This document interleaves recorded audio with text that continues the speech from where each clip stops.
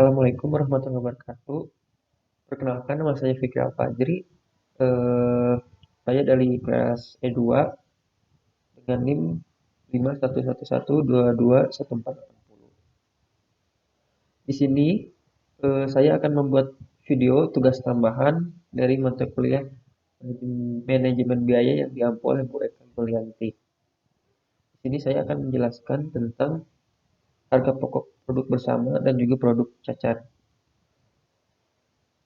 Selanjutnya saya akan menjelaskan tentang penentuan harga pokok produk bersama. Dalam proses produksi, perusahaan tertentu seringkali kita jumpai pengolahan satu atau beberapa macam bahan baku dalam suatu proses.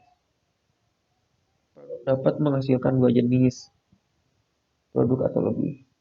Karena berbagai produk yang dihasilkan tersebut berasal dari proses pengolahan bahan baku.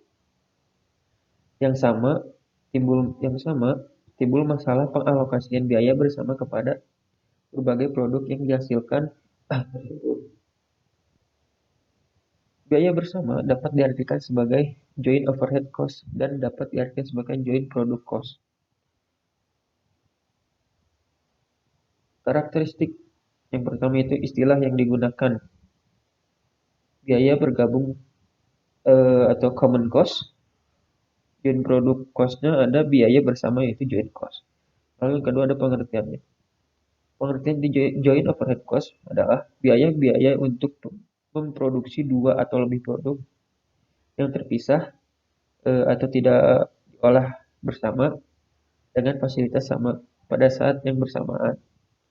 Lalu ada pengertian dari joint product cost yaitu biaya yang dikeluarkan untuk mengelola bahan baku menjadi berbagai macam produk yang dapat berupa produk bersama joint produk.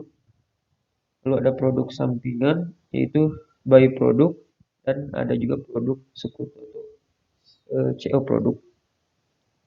Lalu yang ketiga ada penelusuran biaya. Penelusuran biaya eh, biaya ini dapat diikuti jejak alirannya ke berbagai produk yang terpisah tersebut atas dasar sebab akibat atau dengan cara menelusuri jejak pengguna fasilitas.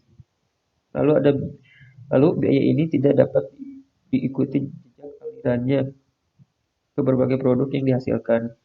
Lalu yang keempat ada unsur biaya. Unsur biaya dari joint overhead cost. Biaya ini tidak dapat meliputi biaya bahan baku dan biaya tenaga kerja. Sedangkan biaya joint product cost, biaya ini terdiri dari biaya bahan baku, tenaga kerja, dan juga BOP. Selanjutnya ada karakteristik produk bersama, sampingan dan sekutu. Produk bersama karakteristiknya.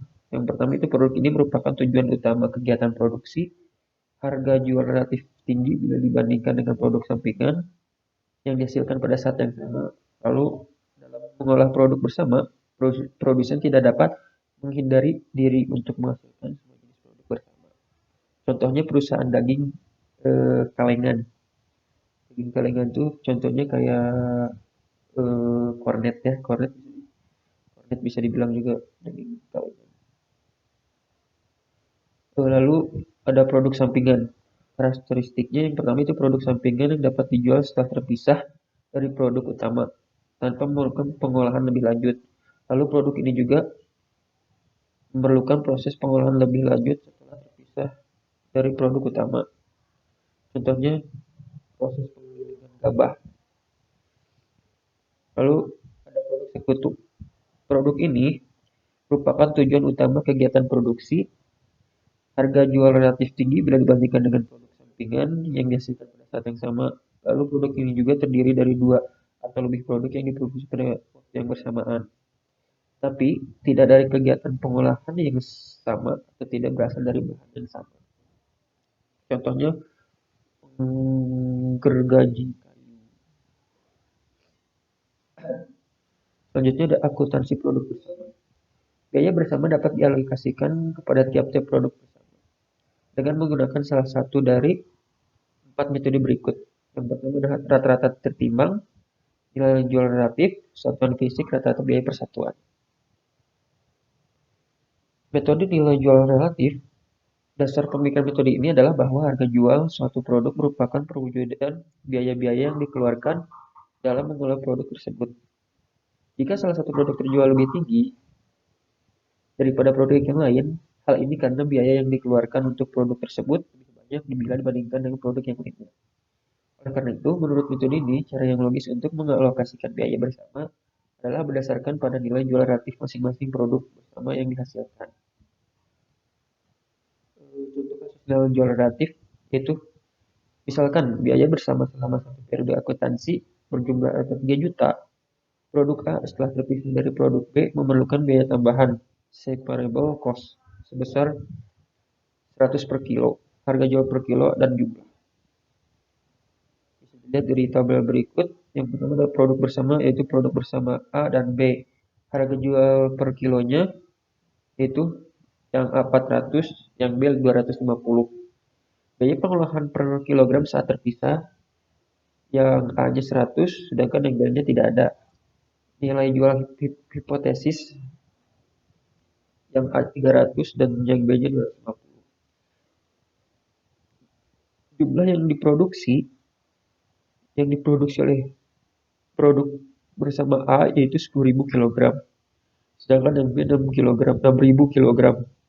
Nilai jual hipotesis X jumlah yang diproduksi yang A 3 juta, yang B 1.500.000 dijumlahkan menjadi 4.500. Nilai jual hipotesis relatif persen yang A-nya 66,7%, yang B 33,3% dijumlahkan menjadi 100%.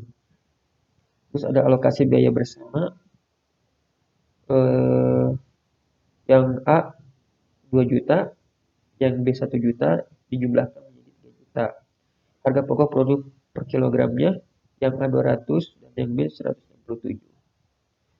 Metode satuan fisik. Metode satuan fisik mencoba menentukan harga pokok produk bersama sesuai dengan manfaat yang ditentukan oleh masing-masing produk akhir. Biaya bersama dialokasikan kepada produk atas dasar koefisien fisik yaitu kuantitas bahan baku yang terdapat dalam masing-masing produk. Metode ini juga menghendaki bahwa produk bersama yang dihasilkan harus dapat diukur dengan satuan pokok yang sama. Jika berbeda harus ditentukan koefisien sama. Jika berbeda harus ditentukan koefisien ekuivalensi yang digunakan untuk mengubah berbagai satuan tersebut menjadi satuan ukuran yang sama. Contoh kasus metode satuan fisik. Selama pengolahan 10.000 barel minyak mentah, di mana terdapat ada 200 barel hilang dalam proses harga pokok bahan baku yang dipakai berjumlah Rp 15 juta. Alokasi harga pokok bahan baku tampak dalam tabel berikut. Produknya adalah gasolin, bensin, kerosin, minyak pelumas, minyak bakar, gas, dan juga produk-produk lain. Kuantitas tidak termasuk jumlah yang hilang dalam barel.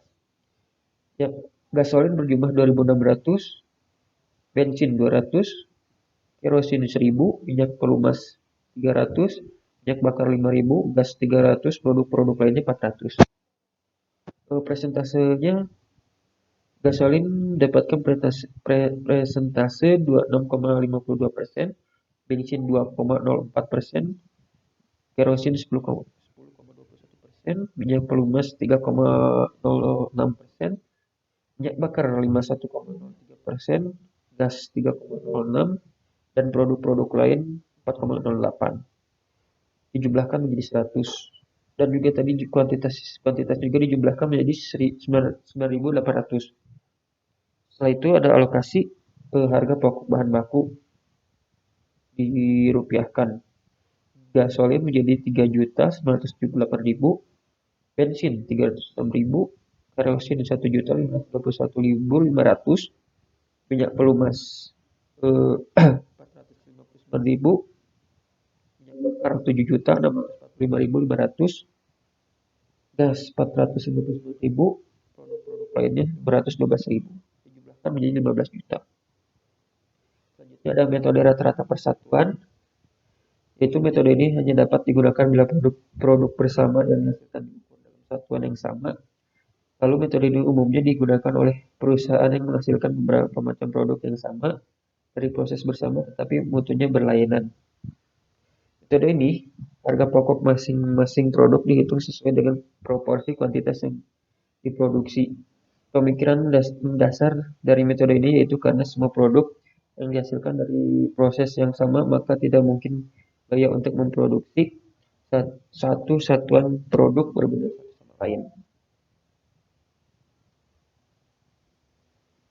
Eh, Selanjutnya ada metode rata-rata tertimbang.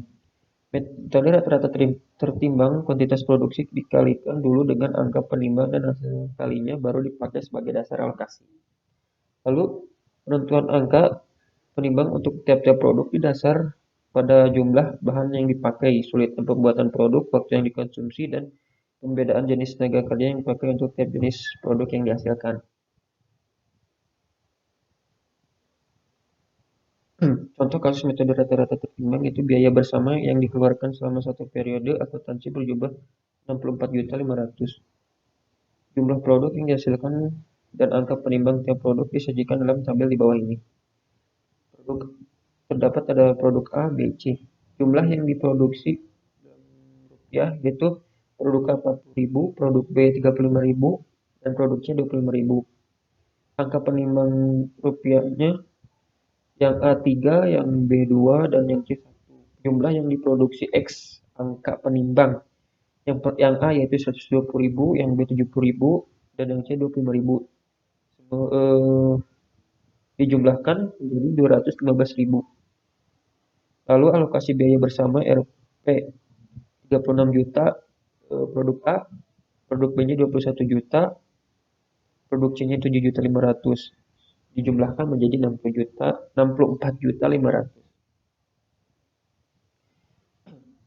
Selanjutnya saya akan menjelaskan tentang pengertian mengenai produk cacat.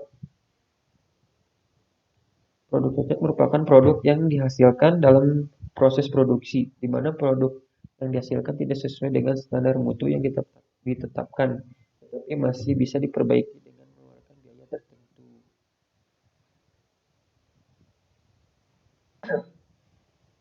Unit yang tidak dapat diterima sehingga harus dibuang atau dijual dengan nilai yang lebih rendah. Produk cacat adalah unit yang perlu diperbaiki secara ekonomi sehingga produk tersebut dapat dijual melalui saluran reguler.